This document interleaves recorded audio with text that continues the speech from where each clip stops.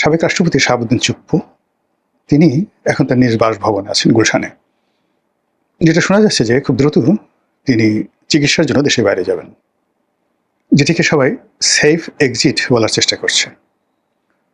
অন্যদিকে যারা চুপ্পু বিরোধী যারা লোকজন রয়েছেন তাদের বক্তব্য হলো যে কোনো অবস্থাতেই তাকে বাইরে যেতে দেওয়া হবে না, সেফ এক্সিট দেওয়া হবে না, তার বিরুদ্ধে মামলা হবে এবং মামলা হয়েছে। এবং নজিরবিহীনভাবে যে ঘটনাগুলো ঘটেছে সেটা হলো যে মামলায় তাকে আসামি করা হয়েছে, যে মামলায় তাকে দায়ী করা হয়েছে এবং যে বিষয়গুলো দুর্নীতি দমন কমিশনে তদন্তের জন্য আদালত পাঠিয়েছে, এটি বাংলাদেশের নজিরবিহীন ঘটনা। দ্বিতীয় বিষয় হলো যে সাবেক রাষ্ট্রপতি আব্দুল হামিদ এবং শাহাবুদ্দিন চুপ্পু তাদেরকে একত্র করে আবার ট্রাইব্যুনালে এই যে যুদ্ধাপরাধের বিচারের জন্য যে ট্রাইব্যুনাল আইসিটি, এখানে অভিযোগ দায়ের করা হয়েছে। এই যারা অভিযোগ দায়ের করেছে তারা নিঃসন্দেহে একটা পক্ষ, আর তার প্রতিপক্ষ হিসেবে সরকার শাহাবুদ্দিন চুপ্পু সাহেবের ব্যাপারে এখনো পর্যন্ত ইতিবাচক মনোভাব দেখাচ্ছেন। জনাব সালাউদ্দিন সাহেব তিনি বেশ স্পষ্ট করে বলেছেন যে রাষ্ট্রপতির বিরুদ্ধে কোনো ফৌজদারি মামলা হবে না।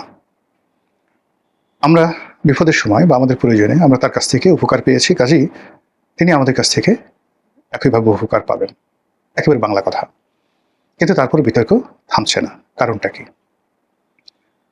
এখানে একটা বিষয় আমাদেরকে ভাবিয়ে তুলছে, সেটি হলো যে পুরো রাষ্ট্রযন্ত্রের উপর, সরকার ব্যবস্থার উপর, রাজনীতির উপর এই সরকারের কতটা যাকে বলা হয় কর্তৃত্ব রয়েছে, বা ইউনূস জমানাতে যে আতঙ্কগুলো ছিল সেই আতঙ্কগুলোকে এই সরকারকে এখনো তা করছে কিনা। এর বাইরে যেটি হচ্ছে সেটি হলো আওয়ামী লীগ এবং শেখ হাসিনার সঙ্গে জনাব চুপ্পুর কি আসলে কোনো সম্পর্ক আছে কি আছে না, এটার কারণে কি চুপ্পু সাহেবকে তার পদ থেকে বাদ দেওয়া হলো, নাকি বিএনপি আসলে এই পদে তাদের নিজেদের লোক যাচ্ছে, এটাও হতে পারে। অথবা দেখা গেল যে বিএনপির সঙ্গে ডক্টর মোহাম্মদ ইউনূসের একটা সমঝোতা হলেও হতে পারে, সেই সমঝোতার প্রেক্ষিতে ডক্টর মোহাম্মদ ইউনূসকে রাষ্ট্রপতি পদে মনোনয়ন দিতে হবে, এই জন্য এই পদটা খালি করতে হবে, এটাও হতে পারে। তো সেই দিক থেকে জনাব চুপ্পুর এই পদত্যাগ এটি বাংলাদেশে আসলে আলোচিত কোনো বিষয় হওয়া উচিত ছিল না। প্রথমত আমাদের দেশের রাজনীতির যে ধারা, সেই ধারাবাহিকতায় এক্সিকিউটিভ ক্ষমতা থাকে পার্লামেন্টের, মানে যাকে বলা হয় সমস্ত আইন প্রণয়নের ক্ষমতা থাকে পার্লামেন্টের হাতে, আর পার্লামেন্ট যাকে সেই সংসদ নেতা নির্বাচন করেন, আর সেই সংসদ নেতা যখন দেশের প্রধানমন্ত্রী হন, মানে তার দলীয় সংখ্যাগরিষ্ঠতা বা সংসদের সংখ্যাগরিষ্ঠতা নিয়ে তিনি যখন প্রধানমন্ত্রী হন, সমস্ত ক্ষমতা, রাষ্ট্র ক্ষমতা এখন প্রধানমন্ত্রীর হাতে। কাজেই মানুষের আকর্ষণ, তারপরে তর্ক বিতর্ক প্রধানমন্ত্রীকে কেন্দ্র করে রাষ্ট্রপতি জাস্ট একটা অলংকারিক বিষয়। আমাদের দেশের রাষ্ট্রপতি নিয়ে অতীতে তেমন কিছু আলোচনা হয়নি। কতগুলো কলঙ্কজনক ঘটনা ঘটেছে রাষ্ট্রপতি পদকে নিয়ে। প্রথম ঘটনা হলো যে বিচারপতি সায়েম যখন রাষ্ট্রপতি ছিলেন, ঠিক সেই সময়টিতে জিয়াউর রহমানের জামানাতে তাকে পদত্যাগে বাধ্য করা হয়েছিল, এবং সেই কাহিনী তিনি যেভাবে বর্ণনা করেছেন, এটি যাকে বলা হয় জিয়াউর রহমান সাহেবের যে সুগুণাবলী, তার সম্পর্কে মানুষের যে ইতিবাচক ধ্যান ধারণা, চিন্তা চেতনা, ওই জায়গাটাতে একটা প্রশ্নবোধক চিহ্ন তৈরি করে রেখেছে, যদি ঘটনা সত্য হয়। বিএনপির জামানাতে রাষ্ট্রপতি হিসেবে যখন বি চৌধুরী সাহেব দৌড়ানি খেলেন, তারপরে ক্ষমতা হারালেন, এরপর তার বাসায় আগুন ধরিয়ে দেওয়া হলো, তারপরে তাকে মহাখালী রেল যে ক্রসিং সেখানে তার উপর আক্রমণ চালানো হলো। এই জিনিসগুলো বিএনপির জামানাকে রীতিমতো কলঙ্কিত করে রেখেছে। আবার নিজের দলীয় ব্যক্তিত্বহীন লোক যদি রাষ্ট্রপতি পদে বসানো হয়, তাহলে সেক্ষেত্রে কতটা বিপর্যয় হতে পারে সেটা ইয়াজউদ্দিন আহমেদ প্রমাণ করে গেছেন। ওই সময়টাতে তিনি যদি স্বতন্ত্রভাবে সিদ্ধান্ত নিতে পারতেন, এবং তার উপর তার প্রেস সেক্রেটারি, ইউনূসের উপর যেমন তার একজন প্রেস সেক্রেটারি খুবই ক্ষমতাধর ছিলেন, তেমনি ইয়াজউদ্দিনের উপরও একজন প্রেস সেক্রেটারি ছিলেন মোখলেসুর রহমান। জনাব মোখলেস, তার সঙ্গে আমার কিছুদিন কাজ করার সুযোগ হয়েছিল। খুব ভালো মানুষ, খুবই ভালো মানুষ, বিএনপি পন্থী, এতে কোনো সন্দেহ নেই। কিন্তু একজন রাষ্ট্রপতিকে চালানোর মতো মানে দক্ষতা, অভিজ্ঞতা, আপনি যদি নাইমুল ইসলাম খানের কথা চিন্তা করেন, ইকবাল সুবহান চৌধুরীর কথা চিন্তা করেন, জাওয়াদুর রহমানের কথা চিন্তা করেন, বা বঙ্গবন্ধুর ছিলেন বাহাউদ্দিন সাহেব ছিলেন বঙ্গবন্ধুর প্রেস সেক্রেটারি, ওনাদের যে পর্যায়ে, সেই পর্যায়ে ওনাদের একটা কেনি আঙ্গুল হওয়ার মতো যোগ্যতাও এই ডক্টর মোহাম্মদ ইউনূসের, মিস্টার শফিক আর মোখলেসুর রহমান, ইয়াজউদ্দিন সাহেবের এদের ছিল না। কিন্তু অবাক করার ব্যাপার হলো যে পুরো জমানাটা, অর্থাৎ ইয়াজউদ্দিনের পুরো জমাটা বেসিক্যালি মোখলেসুর রহমান চালিয়েছেন, আর শফিক সাহেব চালিয়েছেন ইউনূসের জামানাতে। Nothing, there is no third man. Yunus এবং মাঝামাঝিতে মানে সেই সব কিছু চালিয়েছেন। তো সেই দিক থেকে বলা হয়ে থাকে যে ওই যে মোখলেসুর রহমান বঙ্গভবনে তিনি চলেছেন মূলত হাওয়া ভবনের কথায়, তারেক জিয়ার কথায়। এটা হলো বাস্তবতা। তো ওই মুহূর্তে কমান্ড যা কিছু হয়েছে তখনও পর্যন্ত কিন্তু যদি ওখানে একজন ব্যক্তিত্ববান দলের ঠিক ওরকম পরীক্ষিত লোকজন থাকতেন, তাহলে এই ঘটনা কিন্তু ঘটতো না, 1/11-এর মতো ঘটনা ঘটতো না। ইয়াজউদ্দিন সাহেব প্রয়াত, বিশ্ববিদ্যালয়ের শিক্ষক ছিলেন। আমি একটা ঘটনা শুনেছি তার সম্পর্কে, ব্যাংকের একজন বড় কর্মকর্তা বলেছেন। ঘটনার সত্য মিথ্যা জানি না, কিন্তু ঘটনা যাকে নিয়ে উপলক্ষে আমি তাকে জিজ্ঞাসাই করে নিই, তিনি মোসাদ্দেক আলী ফালু। তো মোসাদ্দেক আলী ফালু এখনো জীবিত আছেন, যদি ঘটনার সত্য না হয় আই এম সরি, কিন্তু গল্পটা বলার আমি লোভ সংবরণ করতে পারছি না, বিকজ গল্পটার চাইতেও গল্পর যে অন্তর্নিহিত তাৎপর্য, সেই তাৎপর্যটা বেশি গুরুত্বপূর্ণ। তো সেই গল্পটা হলো এরকম যে তাকে একটা সারপ্রাইজ দেওয়ার জন্য মোসাদ্দেক আলী ফালু সাহেবকে বেগম জিয়া পাঠালেন যে যান, ইয়াজউদ্দিন সাহেবকে গাড়িতে করে নিয়ে আসেন, আজকেই আমি তাকে রাষ্ট্রপতি বানাবো। কেউ জানে না, এটা বেগম জিয়া আর ফালু সাহেব ছাড়া কেউ জানে না। তো তাকে সেখান থেকে নিয়ে আসা হলো, গাড়িতে করে আসছে, ফালু সাহেব তার পাশে বসা, রাষ্ট্রপতি হবেন একটু পরেই।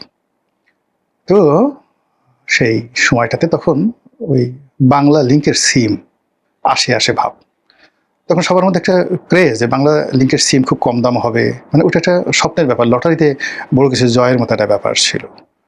তখন আসেনি, কিন্তু সবার একটা কামনা, একটা বাংলা লিঙ্কের সিম যদি পাই, বিরাট একটা ব্যাপার। তো যাই হোক, গাড়ির মধ্যে বসে তিনি ফালু সাহেবকে নাকি বলেছিলেন, আমি আবার বলছি নাকি, যে ফালু ভাই আপনার কাছে একটা অনুরোধ। তো ফালু সাহেব জিজ্ঞেস করলেন কি অনুরোধ? বলে অনুরোধ হলো যে আপনি কিন্তু আমাকে 2টো বাংলা লিঙ্কের সিম দিবেন, বাংলা লিঙ্ক যখন বের হবে 2টো বাংলা লিঙ্কের সিম দিবেন।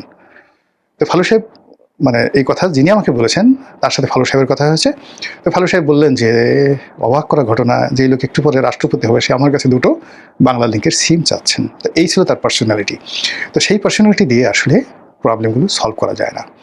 তো সেই দিক থেকে আসলে শাহাবুদ্দিন চুপ্পু কিন্তু ইয়াজউদ্দিন সাহেবের মতো ছিলেন না। তিনি কমপ্লাই করেছেন সবার সাথে, কিন্তু সিদ্ধান্ত নিয়েছেন নিজে।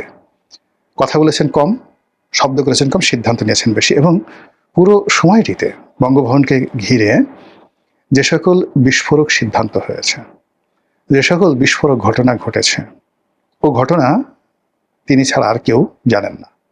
তিনি একটা দুটো ঘটনা শুধুমাত্র একটু উস্কে দিয়েছেন। রয়টার্সকে একটা সাক্ষাৎকার দিয়ে একবার একটা কথা বলেছেন, মানব জমিনের মতিউর রহমানকে সাক্ষাৎকার দিয়ে একটা কথা বলেছেন, আর কালের কণ্ঠে একটা সাক্ষাৎকার দিয়েছেন, কিন্তু কালের কণ্ঠে সাক্ষাৎকারের খুব অল্প অংশ ছাপা হয়েছে, বাকি অংশ হয়তো ভবিষ্যতে ছাপা হবে। তো কাজেই তিনি ওখানে বসে তার সীমাবদ্ধতার মধ্যেও তিনি একটা সোশ্যাল কানেক্টিভিটি গড়ে তুলেছিলেন। তার সঙ্গে জামাতের একটা সম্পর্ক ছিল, ইউনূসের সঙ্গে সম্পর্ক ছিল না, কিন্তু জামাতের সঙ্গে ছিল। তার সঙ্গে এনসিপির শীর্ষ যারা নেতৃবৃন্দ রয়েছেন তাদের সম্পর্ক ছিল। এখন তো অনেকে, মানে যাকে বলে, অনেকে অভিযোগ করছেন যে যেদিন তারা বঙ্গভবন ঘেরাও করতে গেছিলেন তখন এনসিপির সিনিয়র নেতারা, বিশেষ করে মাহফুজ, আসিফ মাহমুদ, সুজিব ভুঁইয়ার কে যেন আছে, তাদের নাম বলা হচ্ছে, তারা নিষেধ করেছিলেন। অথচ আবার সেই মাহফুজই সেখানে গিয়ে বঙ্গবন্ধুর ছবি সেখান থেকে নামিয়ে ফেলেছেন। তারপর তিনি ওই সময়টাতে তারেক রহমান সাহেবের সাথে নিঃসন্দেহে তার একটা যোগাযোগ ছিল। এই যোগাযোগের প্রেক্ষিতে সেখানে অনেক কিছু ঘটেছে। তার সঙ্গে সেনা প্রধানের সম্পর্ক ছিল, নৌবাহিনী প্রধানের সম্পর্ক ছিল, বিমান বাহিনী প্রধানের সম্পর্ক ছিল, এবং তিনি এই যে পুরো সামরিক তন্ত্রটিকে বঙ্গভবনমুখী করতে পেরেছিলেন তার ডিপ্লোম্যাসি দ্বারা। ফলে আমরা শাহাবুদ্দিন চুপ্পুকে যত চুপচাপ লোক মনে করেছিলাম বা করেছি, আসলে তিনি অতটা চুপচাপ নন। তাকে যারা খুব অথর্ব মনে করেছেন, তিনি দুর্নীতি দমন কমিশনের সবচেয়ে পাওয়ারফুল পদ, কমিশনার তদন্ত হিসেবে ছিলেন। মূলত আসলে গোলাম রহমান সাহেব ছিলেন চেয়ারম্যান, কিন্তু পুরো সময়টা তিনি আসলে দুর্নীতি দমন কমিশনটা চালিয়েছেন। It's not a matter of joke. আবার তাকে বলা হয় এস আলমের, যাকে বলা হয় সহযোগী। ধরেন এস আলম তাকে ব্যাংকের ডিরেক্টর করেছেন বা ভাইস প্রেসিডেন্ট করেছেন। ইসলামী ব্যাংকের একটা ভাইস প্রেসিডেন্ট, সেখান থেকে এস আলমের সহযোগী হয়ে তিনি রাষ্ট্রপতি হয়েছেন। এটা এত সোজা নয়, যেখানে আমাদের মতো মানুষ 20 বছর, 25 বছর, 30 বছর মাঠের রাজনীতি করার পরে একটা নমিনেশন পেতে। রাষ্ট্রপতি চুপ্পুকে নিয়ে গুরুত্বপূর্ণ তথ্য দিল গোলাম মাওলা রনি। এটা স্বাভাবিক বিষয় নয়। তো যেটা বলছিলাম যে এই স্বাভাবিকতা না থাকার কারণে কি হচ্ছে, তাকে অনেকে থ্রেট মনে করছে। বিশেষ করে বিএনপি বিরোধী যারা শক্তি রয়েছে তারা তাকে থ্রেট মনে করছে। এই থ্রেটের একটি রাজনৈতিক কারণ আছে, আর একটি অর্থনৈতিক কারণ আছে। প্রথমত এস আলমের সঙ্গে তার সম্পর্কের কারণে, ইসলামী ব্যাংকের তার যে পদ পদবি ছিল এই কারণে তার প্রতি একটা ম্যান সিরিয়াস রয়েছে জামাতপন্থী যারা লোকজন রয়েছে তাদের। এবং তারা চাচ্ছে যে তাকে যদি আইনের আওতায় আনা যায় তাহলে এস আলমকে কিছুটা হলেও দমন করা যায়। কিন্তু এস আলম তো খালি চুপ্পুর মধ্যে সীমাবদ্ধ নয়। এস আলম এখন কোথায় নাই? এস আলম নিউ ইয়র্কে আছে, এস আলম দিল্লিতে আছে, সিঙ্গাপুরে আছে, এস আলম লন্ডনে আছে, এস আলম বঙ্গভবনে ছিল। এস আলম যে গণভবনে বা যমুনাতে বা প্রধানমন্ত্রীর কার্যালয়ে নেই, আপনি কি বুকে হাত দিয়ে বলতে পারবেন? এস আলম যে টেকনাফ, কক্সবাজার, উখিয়া, পেকুয়া, চট্টগ্রাম বন্দর এখানে নাই, আপনি কি বলতে পারবেন? এস আলম যে এখনও ইসলামী ব্যাংকে নাই, আপনি কি বলতে পারবেন? বলতে পারবেন না। কাজে চুপ্পুকে নিয়ে টানাটানি করলে এস আলমের একটা পশমেও টান পড়বে না, বরং চুপ্পুকে নিয়ে টান দিলে এস আলমের যে লিঙ্কগুলো যেটা আছে প্রত্যেকটা লিঙ্ক একসাথে কাজ করবে। এখানে দেখবেন যে বিএনপি আওয়ামী লীগ এক হয়ে গেছে, এখানে জামাতের অনেক লোক এক হয়ে গেছে, এস আলমের অনেক লোক জামাতের মধ্যে আছে। তো কাজে এই যে চুপ্পু সাহেবের যে চুপ হয়ে থাকা বা চুপ্পু সাহেবের সেফ এক্সিট বা তার মামলা মোকদ্দমায় তাকে জড়ানো বা তাকে নিয়ে যে রাজনীতি যা কিছু চলছে, এটা যত সহজ মনে হচ্ছে বিষয়গুলো আসলে আগামীতে অত সহজ হবে না। মহান আল্লাহ আমাদের সবাইকে হেদায়েত দান করুন এবং হেফাজত করুন। আসসালামু আলাইকুম ওয়া রাহমাতুল্লাহি ওয়া বারাকাতুহু।